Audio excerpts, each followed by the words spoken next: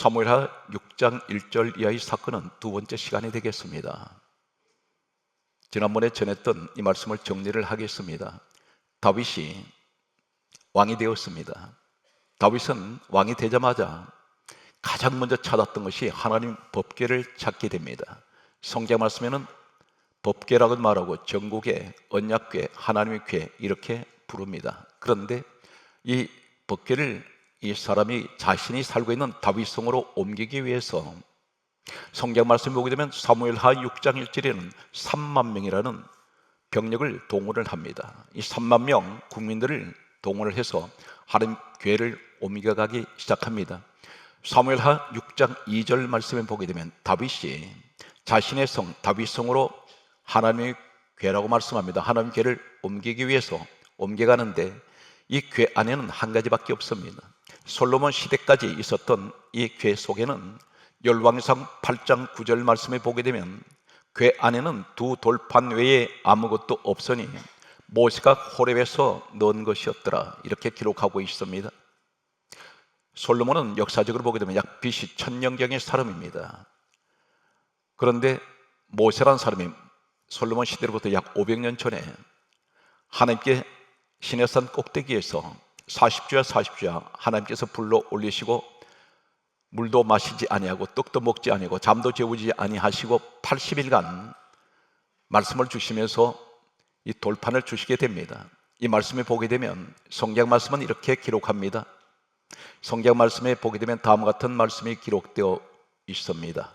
출애굽기 32장 15절에서 16절에 보게 되면 이 판은 하나님께서 만드신 것이요 이 판 돌판입니다. 십계명입니다. 하나님께서 친히 만드셨습니다. 그리고 하실 말씀이 출애굽기 32장 15절에서 16절에 말씀하시기를 글자는 하나님이 서신 것이요 판에 새기셨더라.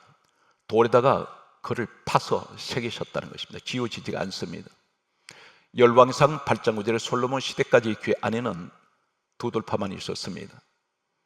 그런데 솔로몬 시대에 있었던 이 다윗 이후에 솔로몬 시대까지는 이것이 존재했는데 다윗은 하나님 말씀을 너무 사모했습니다. 그래서 그 말씀을 자신의 집으로 가져가려고 3만 명을 동원시켰습니다. 그런데 사무엘하 6장 3절 말씀에 보게 되면 여호와의 궤를 수리에 실었습니다. 그리고 소들을 앞에서 끌고 가게 했는데 성경에 이렇게 강조하고 있습니다. 우사와 아효가 소를 몰고 가니라. 그런 난데없는 충격적인 사건이 일어나게 됩니다. 사무엘하 6장 6절 말씀에 보게 되면 성경 말씀은 이렇게 기록합니다. 소들이 띠므로 궤가 떨어질 것 같아서 손으로 붙들었는데 이것이 하나님 보실 때는 잘못이라는 것입니다. 그것이 무엇이 잘못일까요? 사무엘하 6장 7절에는 하나님이 치셨다라고 기록하고 있습니다. 3만 명과 다윗은 갑자기 일어난 이 충격적인 사건 앞에 너무 놀랐습니다. 두려워서 하나님 궤를 가져가는 걸 포기해버립니다. 방치시켜버립니다.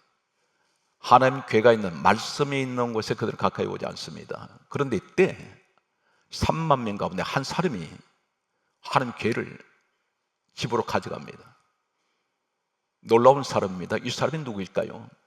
사무엘하 6장 10절에 보면 가드 사람 오벳 에돔이라는 사람이 하나님의 궤를 메고 집으로 가져갔습니다. 그런데 바로 이어서 하나님의 궤 말씀이 그 집에 들어간 순간부터 사무엘하 6장 11절에는 이렇게 기록하고 있습니다. 여호와의 궤가 오벳 에돔의 집에 석 달을 있었는데 여호와께서 오벳 에돔과 그 온 집에 복을 주시니라 이렇게 말씀하셨습니다. 같은 말씀인데 우사라는 사람은 죽어버립니다. 저주가 옵니다. 그런데 똑같은 말씀인데 오벳 에돔에게는 석 달 동안 그 집에 말씀이 머물러 있을 때에 복이 내리는데 오벳 에돔뿐 아니라 온 집이 다 복을 받습니다. 하나님 복을 주시니라 이렇게 말씀합니다. 이 시대를 조명합니다. 똑같은 하나님의 말씀을 우리가 받고 있습니다. 그런데 어떤 사람은 우사 같은 화를 당하는 사람이 있고 어떤 사람은 그 말씀을 통해서 복이 오는 사람이 있습니다. 이것이 말씀 앞에 복과 저주를 너 눈앞에 두었다 했습니다. 이 말씀이 무슨 말씀일까요? 분명히 수레에 싣고 옮겼습니다. 그런데 하나님께서 최초의 이 법궤를 만드실 때, 하나님 궤, 전국의 언약궤라고 하는 이 궤를 만드실 때 시내산에서 모세에게 최초로 하신 말씀이 있습니다. 출애굽기 25장 14절에 하나님 궤는 매라고 하셨습니다. 끌고 가면 안 된다는 것입니다. 우리가 생각할 때 사소하게 생각합니다. 그런데 이 사람이 왜 수레에 실었을까요? 참고로 말씀드립니다. 하나님의 궤는 두 돌판이 들어있고 조각목이라는 아카시아 나무과에 속하는 나무로 상자를 만듭니다. 궤짝입니다. 그래서 궤라고 말씀하는데 무엇이 담겨 있습니까? 하나님 말씀이 담겨 있습니다. 그래서 언약궤, 말씀이 언약이고 전국의 말씀이 전거입니다.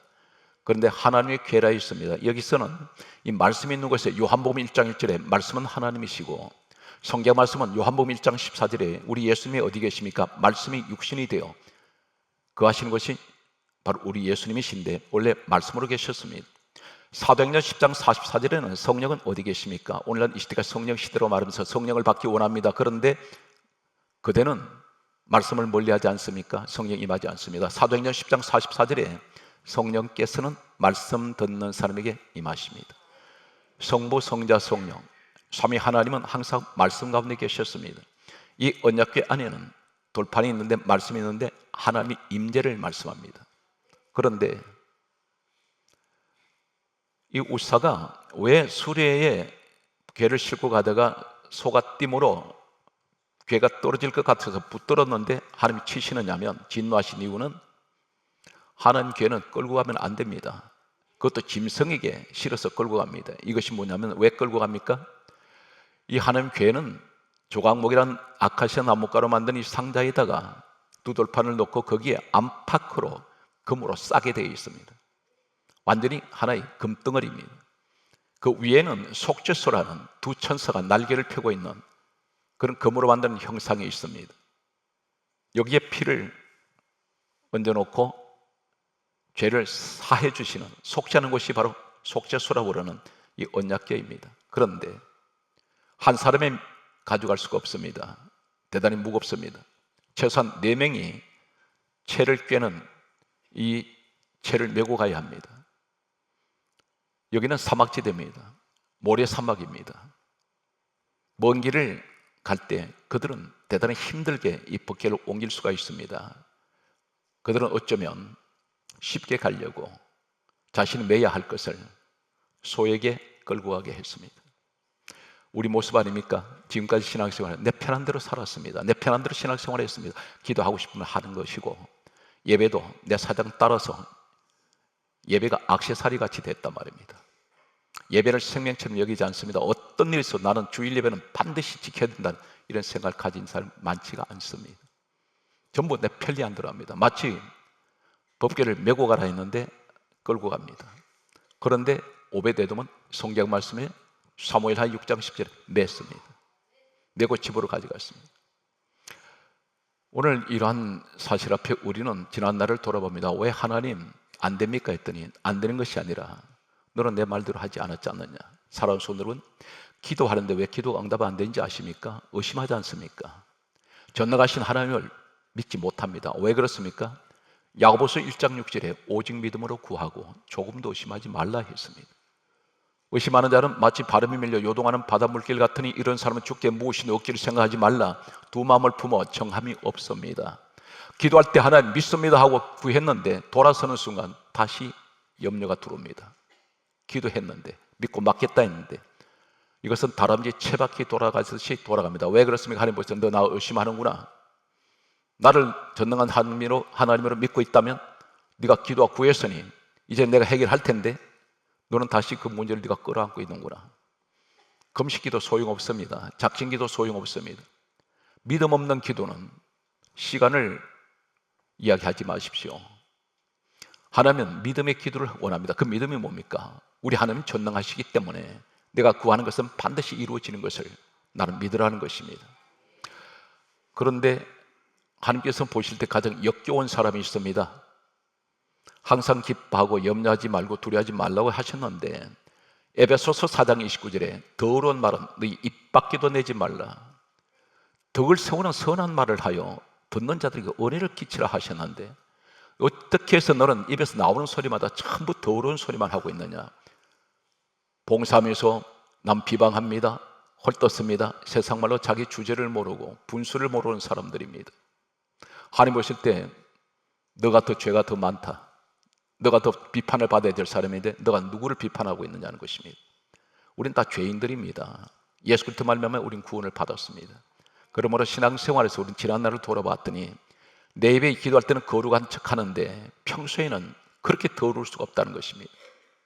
이 더럽다는 말은 역겹다는 것은 구토가 날 정도로 그러한 구역질이 날 만큼 너 그런 더러운 말을 하고 있다는 것입니다. 이것이 말씀대로 순종을 하지 않는 것입니다. 예배는 어떻게 드려야 됩니까? 예수님이 이 땅에 오셔서 교회를 세우셨습니다. 교회를 세우신 목적이 뭘까요? 철저하게 내 집은 만민이 기도하는 집이다. 기도하는 집으로 교회를 세우셨습니다. 그리고 철저한 예배 중심의 예배가 성전에서 드려져야 됩니다. 왜 그러냐면 에베소서 1장 23절에 교회는 주님 몸이라 있습니다. 요한복음 2장 21절에 성전은 주님 몸입니다.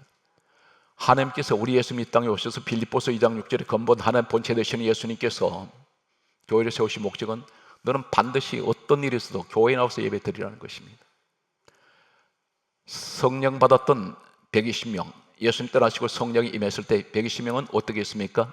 사도행전 2장 46절에는 그들은 날마다 마음을 같이하여 성전에 모이기를 힘썼습니다. 성전 중심입니다. 요한계시록 마지막 책에는 7교회가 나옵니다. 한결같은 7교회에 하시는 성령께서 하시는 말씀이 있습니다. 귀 있는 자들은 들을지어다. 성령이 교회에 하시는 말씀을 들어라. 교회에서 들으라는 것입니다.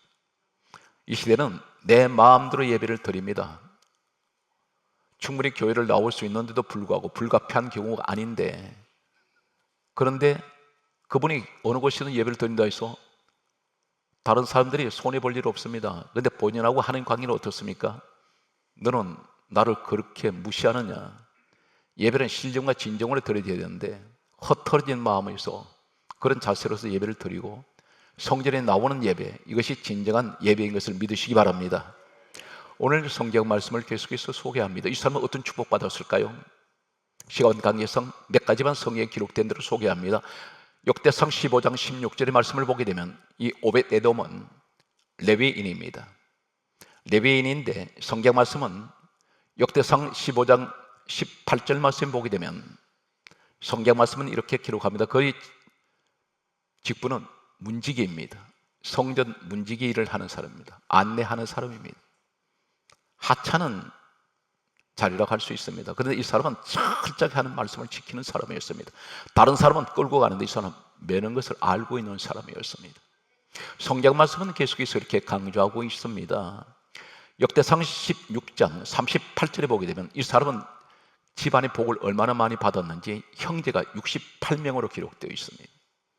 68명이 이 오벳에돔의 형제들입니다.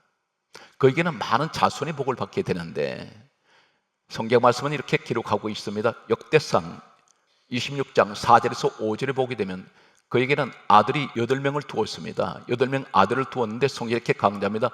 오벳에돔에게 복을 주심이라. 이 말씀이 8아들을 이야기하면서 복을 주셨다는 이 말은 아들들의 복을 하나님께서 주셨다는 것입니다. 자손들이 엄청 복을 받습니다. 그런데 그 자손들 가운데 아들 때에 복을 주신 하나님께서는 그 손자들은 어떻게 되었을까요? 성경 말씀은 이렇게 기록하고 있습니다. 역대상 26장 6절 말씀을 보게 되면 이 손자들 가운데 큰 용사가 나왔습니다. 다시 말해서 오늘날 장군이 나옵니다. 갈수록 이 자손이 번성하고 잘 되는 것을 보게 됩니다. 이어서 성경 말씀은 역대상 26장 7절에 보게 되면 능력 있는 자손들이 많이 태어납니다. 이들은 각 분야에서 가장 능력 있는 사람들로 인정을 받습니다. 사랑하는 성도 여러분, 여기 지금 몇 명이 동원되었습니까? 분명 사무엘하 6장 1절에 3만 명이 하나님 계획 옮기는 데 동원되었습니다. 그런데 말씀 지킨 사람은 한 사람입니다. 3만 명 대 1명입니다. 이 시대가 말씀 지킨 사람이 그렇게 많지 않습니다. 말씀대로 살아가는 사람들, 여러 가지 내 자기 논리를 가지고 성경을 마음대로 해석하는 사람들이 있습니다. 신앙생활을 한마디로 무질서하게 내 방법으로 하다가 다 실패해버립니다. 신앙생활 실패의 원인이 뭡니까? 하나님 말씀대로 하지 않기 때문입니다. 기도할 때 의심하지 마십시오. 예배는 철저하게 성전 중심의 예배를 드리십시오. 성경 그대로 믿으시기 바랍니다. 이제 말씀의 12가지, 이 언약궤 안에 들어있는 이 말씀, 우리가 가지고 있는 성경 66권 속에 말씀의 12가지를 소개하겠습니다. 오늘 내가 말씀을 믿고 순종하면 12가지 축복이 여러분에게 주어집니다. 이 사실 믿는 여러분 되시기 바랍니다. 요한복음 6장 68절의 말씀을 보게 되면 말씀을 가리켜 따라서요, 영생의 말씀이라 있습니다. 영원한 생명은 말씀을 가진 자에게 주어진다는 사실입니다. 이것이 성경 66권의 전체적인 한마디로 요약한 말씀입니다. 두 번째, 사도행전 5장 20절의 말씀을 보게 되면 생명의 말씀이라 있습니다. 말씀이 생명입니다. 교회 생활에, 신앙생활에 다른 것 없습니다. 기독교는 오로지 말씀 중심입니다. 영생의 말씀, 생명의 말씀. 계속해서 사도행전 8장 4절 말씀에 보게 되면 말씀은 복음의 말씀이라 있습니다. 이 복음은 복된 소식, 기쁜 소식이란 말입니다. 세상에서 가장 기쁘고 복된 소식은 하나님의 말씀입니다. 네 번째, 성경 말씀은 이렇게 기록하고 있습니다. 사도행전 13장 26절 말씀에 보게 되면 구원의 말씀, 말씀이 구원입니다. 말씀을 믿어야 구원이 있습니다. 영생의 말씀, 생명의 말씀, 복음의 말씀, 구원의 말씀. 할렐루야. 성경 말씀은 이렇게 강조하고 있습니다. 사도행전 20장 32절 말씀에 보게 되면 은혜의 말씀.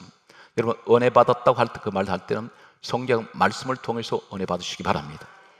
그게 따릅니다. 영생의 말씀, 생명의 말씀, 복음의 말씀, 구원의 말씀, 은혜의 말씀. 로마서 9장 9절은 말씀합니다. 약속의 말씀이라 있습니다. 이 말씀은 약속입니다. 우리에게 약속으로 주어집니다. 하나님께서는 한 번 말씀으로 우리에게 주시는 것을 내가 믿어버리면 이건 약속이 됩니다. 반드시 이루어진다는 사실을 믿으시기 바랍니다. 할렐루야. 성경 말씀은 계속해서 이렇게 말씀하고 있습니다. 로마서 10장 8절에 말씀하고 있습니다. 이 말씀을 가리켜서 믿음의 말씀이라 있습니다. 말씀을 믿으십시오. 반드시 오늘 성경에 기록된 12가지 말씀의 축복은 여러분 주어집니다. 고린도전서 12장 8절에는 두 가지를 말씀합니다. 지혜의 말씀, 지식의 말씀. 세상에서 가장 지혜로운 분은 우리 하나님이십니다. 가장 지식이 뛰어나신 분은 우리 하나님이십니다. 성경 말씀을 내가 계속 묵상하면 지혜가 주어집니다. 지식이 주어집니다. 저에게 많은 이들이 이번에 기독교 총연합회 총회장을 지만한 그 자리에서 수많은 목사님들이 각처에서 오셨는데 한결같은 질문이 있었습니다. 목사님, 어떻게 해서 성경을 66권을 다 하십니까? 안 보고 하십니까? 저는 늘 강조하기를, 저는 기억력도 없고 머리가 나쁜 사람입니다. 그런데 하나님 주신 은사입니다. 이것이 가능할까요? 가능합니다. 여러분, 무엇이든지 도전하십시오. 하나님께서 주시면 세상에 어떤 것도 다 가능해질 수가 있습니다. 성경 말씀은 계속해서 이렇게 강조하고 있습니다. 고린도 후서 6장 7절에 말씀합니다. 진리의 말씀이라 있습니다. 말씀이 진리입니다. 이 세상 진리는 오직 한 분 되신 우리 하나님 말씀밖에 없습니다. 계속해서 하나님 말씀은 히브리서 1장 3절에 말씀을 가리켜 능력의 말씀. 오늘 이 능력의 말씀에 부딪힐 때 여러분 육신의 질병도 치료받고 환경을 하나님 다 고치십니다. 지금까지 말씀대로 살지 못했던 거 하나님 용서하여 주시옵소서. 오늘부터 하나님의 말씀을 붙들겠나이다. 내 방법으로 살았는데 아무것도 이루어진 것은 없습니다. 이제는 하나님께 나의 모든 것을 맡기겠사오니 하나님께서 나를 책임져 주옵소서. 성경 말씀은 계속해서 다음과 같은 말씀을 하고 있습니다. 계시록 1장 3절의 말씀을 보게 되면 예언의 말씀이라 있습니다. 말씀이 예언입니다. 여러분, 점쟁이가 점을 치듯이 이런저런 소리 듣지 마십시오. 말씀을 들으면서 응답받는 그것이 바로 예언인 줄 믿으시기 바랍니다. 성경 말씀은 계속해서 다음과 같이 말씀하고 있습니다. 계시록 3장 10절에 말씀하십니다. 인내의 말씀이라 있습니다.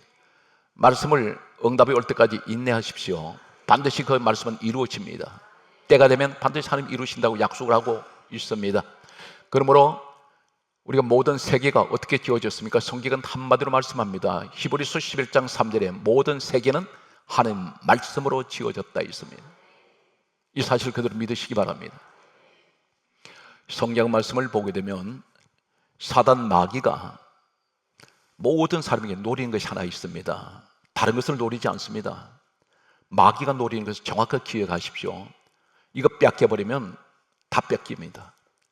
사단 마귀가 뭘 노립니까? 누가복음 8장 12절의 말씀을 보게 되면 말씀을 듣고 있을 때에 오늘 이 현장이 되실 겁니다.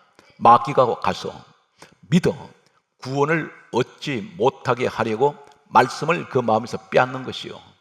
마귀가 와서 말씀 듣고 은혜 받았다 했더니 말씀을 빼앗아 버립니다. 기억이 하나도 남지 않습니다. 오늘 예배를 드리고 나가는 순간 오늘 무슨 말씀을 들었는지 기억이 나지 않는다면 이분이 머리가 나쁜 분이 아닌데 이상하게 말씀만 들으면 기억이 나지 않습니다. 이 사람 마귀가 말씀 들은 것을 가로채 버렸습니다. 말씀을 늘 지키시기 바랍니다. 성경 말씀은 이렇게 강조하고 있습니다. 누가복음 11장 24절과 26절에 잘 들으십시오. 예수님이 직접 말씀하셨습니다. 귀신이 사람 몸에서 나갔다 했습니다. 귀신은 사람 몸을 집을 짓습니다. 귀신이 사람에게서 나갔는데 어디로 다닙니까? 물 없는 곳으로 다니며 쉬기를 구하되 얻지 못하고 이렇게 말한다는 것입니다. 귀신이 내가 나온 내 집으로 다시 돌아가리라. 이 귀신이 잠시 전에 어떤 사람 몸에서 나왔는데 그 사람 몸을 내 집이라고 말하고 있다는 것입니다. 귀신이 사람 몸속에 집을 짓습니다. 그런데 이 귀신의 특징이 뭐냐면 물 없는 곳으로만 찾아다닙니다. 물 없는 곳이 어디입니까? 황폐하고 메말라 버렸습니다. 심령이 바싹 메말라 버린 사람들. 은혜가 말랐습니다. 감사도 말랐습니다. 모든 것이 다 말라 버렸습니다. 여기를 귀신이 좋아한다는 것입니다. 그러면서 성경은 놀랍게도 이렇게 예수님이 친히 말씀합니다. 성경 말씀은 누가복음 11장 26절에 정확하게 말씀하시기를 그전보다 더 악한 귀신 7을 데리고 들어가니 이 사람 나중 형편이 전보다 더 심하게 되느라. 예수를 믿는데 더 갈수록 어려워집니다. 이 사람에게 영적으로 우리가 보게 되면 저 사람은 심령이 완전히 메말라 있기 때문에 귀신이 집을 짓고 7 귀신을 더 데리고 들어갔다는 것입니다. 이것이 성경이 말씀합니다. 그러면 어떻게 하면 귀신 쫓아낼 수 있을까요? 이 물이 말라버린 이 사람에게 이 물은 무엇을 의미합니까? 두 가지를 말씀합니다. 누가복음 7장 37절에서 39절에 예수님이 역시 말씀하시기를 누구든지 목마른 자는 내게로 와서 마시라. 나를 믿는 자는 그 배에서 생수강이 흘러나리니 이는 성령을 가리켜 말씀하신 것이라. 내 속에 성령 충만해야 됩니다. 또 한 가지는 에베소서 5장 26절에 물로 씻어 말씀으로 깨끗하게 하사. 물은 말씀을 의미하고 물은 성령을 말씀합니다. 믿으시기 바랍니다. 그러면 내 속에 말씀이 충만하고 성령이 충만한 은혜 생활하면 귀신이 못 들어온다는 것입니다. 귀신은 물 없는 것을 좋아하기 때문에. 그런데 어떻게 하면 이 귀신을 쫓아낼 수 있을까요? 성경 말씀은 이렇게 기록하고 있습니다. 마태복음 8장 16절에 말씀하시기를 말씀으로 귀신을 쫓아내셨습니다. 내 속에 말씀이 물밀듯이 들어오면 이 귀신은 있을 곳이 없습니다. 이것이 영적 사건이라는 것입니다. 늘 말씀을 사모하시고 말씀을 늘 들으십시오. 성경 말씀은 이렇게 강조하고 있습니다. 마태복음 12장 28절에 성령으로 귀신을 쫓아내면 물은 두 가지를 의미한다 있습니다. 말씀과 성령인데 예수님 말씀하시기를 말씀으로 귀신이 쫓겨나고 성령으로 귀신이 쫓겨난다는 것입니다. 오늘 여러분이 그 축복의 주인공이 되십시오. 말씀의 결론을 가겠습니다. 로마서 4장 11절에 믿음의 조상 아브라함이 있습니다. 믿음의 조상 아브라함은 성경이 이렇게 강조합니다. 100세까지 아이를 갖지 못했습니다. 그런데 하나님께서 계속해서 약속하시기를 자녀 주시겠다 했습니다. 그런데 아브라함 나이 100세까지 그 부인 사라가 90세까지 아이가 없었습니다. 포기할 수밖에 없습니다. 불가능하다고 생각합니다. 그런데 신약에 이렇게 말씀합니다. 후세에 이 아브라함의 그 당시 믿음을 뭐라고 기록하냐면 로마서 4장 18절에 아브라함은 바랄 수 없는 중에 바라고 믿었다 했습니다. 도저히 바랄 수가 없습니다. 여러분 가운데 이것은 내가 도저히 할 수 없는 일이라고 생각하는 것이 있을 겁니다. 내가 바라볼 수 없는 일이 있습니다. 그런데 아브라함은 바랄 수 없는 중에 바랐습니다. 믿고 있었습니다. 왜 그렇습니까? 성경 말씀은 로마서 4장 19절에 이렇게 말씀합니다. 그의 나이 100세나 되어 자신의 몸이 죽은 것 같고 사라의 태가 죽은 것 같음을 알고도 믿음이 약하여지지 아니했습니다. 전혀 흔들리지 않습니다.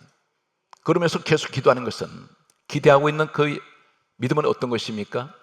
로마서 4장 21절에 정확하게 말씀하시기를 하나님이 약속하신 그것을 따라서 능히 이루실 줄 확신하였습니다. 믿음 차원을 넘어서 절대적으로 그는 확신하고 있습니다. 놀라운 사실은 이 믿음을 통해서 하나님은 아브라함에게 이삭을 주셨습니다. 오늘 여러분 무엇이 불가능합니까? 말씀을 믿고 행동하십시오. 지금까지 강조했습니다. 내 힘으로 하나도 제대로 이루어진 것이 없습니다. 환경을 바라보면 절망하고 좌절합니다. 그러나 예수님을 바라보십시오. 그분이 바로 빌립보서 2장 6절에 건물 하나님 본체 되신 분이 우리 예수님이십니다. 그분은 불가능이 없습니다. 말씀을 그대로 믿어질 때에 기적은 일어날 것입니다. 성경 말씀은 이렇게 강조합니다. 하나님께서 이삭을 주신 후에 죽이라고 하셨습니다. 이 사건이 창세기 22장 1절에 나타나는데, 이때 후세에 이 아브라함이 그 당시 어떤 심정으로 아들 이삭을 바치러 갔느냐면, 히브리서 11장 19절에 이렇게 말씀합니다. 죽은 자 가운데서 다시 살리실 줄 생각한지라. 그럼 부활을 생각합니다. 하나님께서는 없는 것에서 주셨는데 이 아들 죽이면 다시 살리실 줄 믿었습니다. 이것이 기독교의 부활신앙입니다. 오늘 사랑하는 성도 여러분, 범사에 오늘 또 이 말씀이 주인공이 되셔서 이제는 나를 내려놓으십시오. 그리고 우리 주님을 붙드세요. 주님은 바라보시기 바랍니다. 반드시 우리는 승리할 수가 있습니다. 2025년은 반드시 여러분이 기적의 한 해가 되시는 말씀의 축복이 여러분 가정과 범사에 함께 하시기를 주의 손으로 축복합니다.